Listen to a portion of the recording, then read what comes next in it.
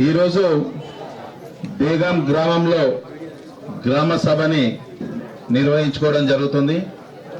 ఈ యొక్క కార్యక్రమానికి మా మండల అధ్యక్షులు విజయ్ గారు, ఆర్మూర్ రూరల్ అధ్యక్షులు చిన్నారెడ్డి గారు, బేగం గ్రామ నాయకులు, అదే రకంగా ఈ యొక్క కార్యక్రమాన్ని దగ్గరుండి ప్రతి ఒక్కరికి వచ్చే విధంగా కష్టపడుతున్న ఉద్యోగస్తులకు అందరికీ, అదే రకంగా గ్రామ ప్రజలకి ప్రతి ఒక్కరికి పేరు పేరున నమస్కారాలు తెలియజేస్తూ, కాంగ్రెస్ ప్రభుత్వం రాగవాలని చెప్పి ఒక 6 గ్యారంటీలని మనము ఇవ్వడం జరిగింది. ఆ 6 గ్యారంటీలతో పాటు స్వేచ్ఛ, అర్థమైందా? స్వేచ్ఛ అంటే గతంలో ఎట్లా ఉంటుండే టీఆర్ఎస్ ప్రభుత్వంలో ఇక్కడున్న ఎమ్మెల్యే, పాత ఎమ్మెల్యే బతుకుతుండే, ఆఫీసర్లు కానీ గ్రామస్తులు కానీ ప్రతి ఒక్కరు కూడా ఆ స్వేచ్ఛని కూడా కాంగ్రెస్ ప్రభుత్వంలో ఇవ్వడం జరిగింది.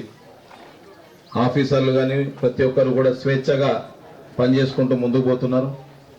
అందులో భాగంగా మహిళలకి బస్సు ఉచితంగా ఇచ్చినాం.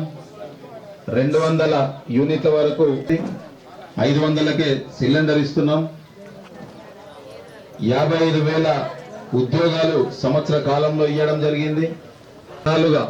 రైతు రుణమాఫీ కానీ, బోనసే కానీ, రైతు భరోసానే కానీ ఇవన్నీ కూడా రైతులకు కల్పించడం జరిగింది. ప్రతి ఒక్కరి గురించి, మహిళల గురించి, రైతుల గురించి, యువకుల గురించి ఆలోచిస్తూ ముందుకు పోయే క్రమంలో జనవరి 26 నుంచి ప్రతి ఒక్క అర్హులకి రేషన్ కార్డు ఉండాలని చెప్పి, అదే రకంగా గతంలో ఇందిరమ్మ ఇండ్లు ఏ గ్రామంలో అయినా కానీ కాంగ్రెస్ హయాంలోనే జరిగినాయి.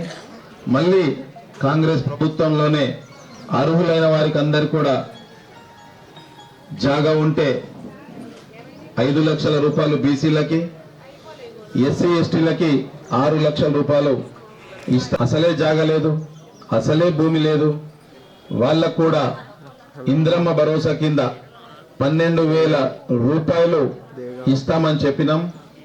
ఇవన్నిటిపైన కూడా రకరకాలుగా సర్వేలు నిర్వహించి గత 10 సంవత్సరాలుగా రేషన్ కార్డు కోసం ఎంతో మంది అప్లై చేసుకోవడం జరిగింది. సుమారు ప్రజాపాలనలో 296 మంది రేషన్ కార్డు అప్లై చేసుకుంటే వివిధ సర్వేల ద్వారా 92 మందికి ఇప్పుడు ఆమోదించడం జరిగింది. ఇంకా 207 మంది ఎంఆర్ఓ ద్వారా అప్లికేషన్స్ ఇవ్వడం జరిగింది. ఇప్పుడు కూడా మీరు అప్లికేషన్స్ ఇస్తున్నారు. ఇదంతా కూడా నిరంతర ప్రక్రియ. మా ఇంట్లో లేరు, బయటకు పోయినరానో, లేకపోతే దేశం పోయినరానో, ఈరోజు హాజరు కాలేదనో బాధపడాల్సిన పని లేదు. తప్పకుండా వాళ్ళకు కూడా రాగానే ఎంఆర్ఓ ఆఫీస్ పోయి అప్లికేషన్ పెట్టుకోండి. అర్హులైన వారికి అందరికి కూడా రేషన్ కార్డు ఇచ్చే బాధ్యత మనది అని చెప్పి ఈ సందర్భంగా తెలియజేస్తున్నా.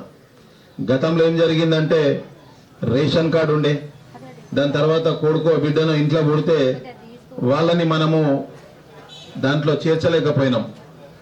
ఇప్పుడు చేర్చుకోవాలనుకుంటే చేర్చుకోవచ్చు. మన ఇంటికి కోడలు వచ్చింది, కోడలు వచ్చినా కానీ మనం రేషన్ కార్డులా చేర్చుకోలేకపోయినాం. ఒకవేళ జాయింట్గా కావాలంటే ఉంచుకోవచ్చు, లేదంటే కొడుకు కోడలు కూడా సపరేట్గా రేషన్ కార్డుని పెట్టుకోవచ్చు అని కూడా తెలియజేశారు అందరు కూడా ఆఫీసర్లు. అదే రకంగా ఇందిరమ్మ ఇండ్లు సుమారు జాగా ఉన్న వాళ్ళు 229 మంది వచ్చినాయి అప్లికేషన్స్. భూమి లేని వారు 155 మందికి భూమి లేని వాళ్ళు ఉన్నారు. ఆల్రెడీ మీ దేగంలో 5 ఎకరాల సర్పంచ్ 9 ఎకరాలు ఆల్రెడీ ఇక్కడ గుడి పక్కన ఉంది, మీ గ్రామం సంబంధించింది. జాగా ఎవరైతే లేరో దానికి కూడా ఈ కార్యక్రమం అంతా అయిపోయినాక వారికి కూడా ప్లాట్లు వేసి మీ అందరి ఆమోదంతో వారికి కూడా ఇద్దామని చెప్పి కూడా తెలియజేస్తున్నా. ఈ 229 మందికి మనం అందరు శాంక్షన్ అయిపోయింది. ఓకే, దాంట్లో 229 మందికి రాకపోవచ్చు.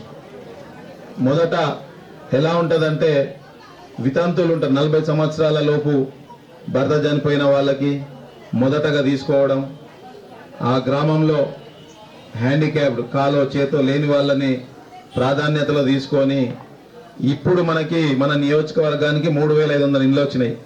అంటే సుమారు నాకు తెలిసి మీ గ్రామంకి కొన్ని ఇండ్లు వస్తాయి. ఈసారి రాని వాళ్ళు నిరుత్సాహపడవద్దు. మళ్ళీ సంవత్సరం మళ్ళీ 3,500 ఇండ్లు వస్తాయి. మళ్ళీ సంవత్సరానికి 3,500 ఇండ్లు వస్తాయి.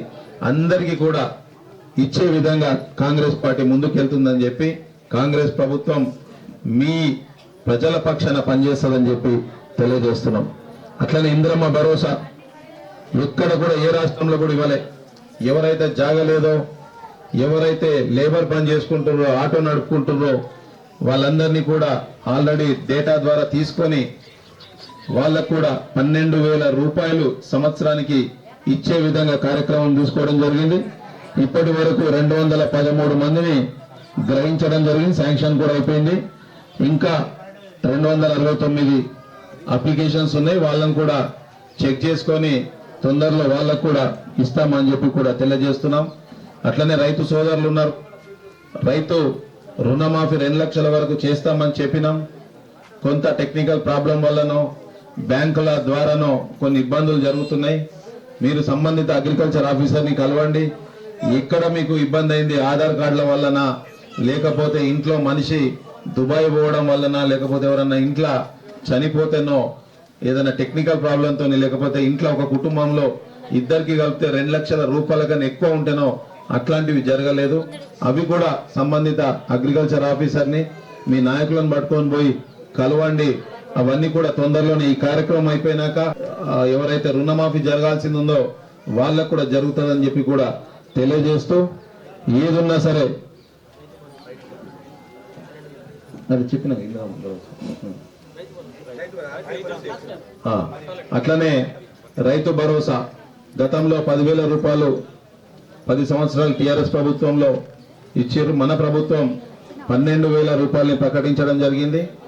దాంట్లో గతంలో గుట్టలకి, ప్లాట్లకి, ఏడబడితే రోడ్లకు కూడా ఇచ్చారు.